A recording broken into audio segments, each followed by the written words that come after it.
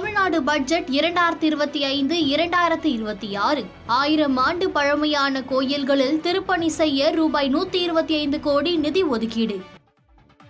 பழனிசாமிக்கும் முன்னாள் அமைச்சர் செங்கோட்டையனுக்கும் இடையே உரசல் வெடித்துள்ளதாக கூறப்படும் நிலையில் செங்கோட்டையன் எடப்பாடி பழனிசாமியுடன் பேசியது கவனம் பெற்றுள்ளது. சபாநாயகர் அப்பாவு மீதான நம்பிக்கையில்லா தீர்மானத்தின் போது முதலில் டிவிஷன் வாக்கெடுப்பு வேண்டும் என இபிஎஸ் கோரிக்கை விடுத்தார். ஆனால் துணை சபாநாயகர் பிச்சாண்டி மரபுப்படி குரல் வாக்கெடுப்பிற்கு ஆணையிட்டார்.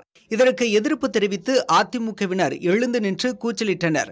அப்போது செங்கோட்டையன் 2 முறை குரல் வாக்கெடுப்பு நடந்த பின்னர்தான் டிவிஷன் வாக்கெடுப்பு நடத்தப்படும் என சக அதிமுக உறுப்பினர்களிடம் தெரிவித்தார். ஆனால் யாரும் கேட்பதாக இல்லை. இதனையடுத்து செங்கோட்டையன் இபிஎஸ்ஸின் அருகில் சென்று அவரது காதில் இது பற்றி தெரிவித்தார். தமிழ்நாடு பட்ஜெட் 2025-2026 1000 ஆண்டு பழமையான கோயில்களில் திருப்பணி செய்ய ரூபாய் 125 கோடி நிதி ஒதுக்கீடு.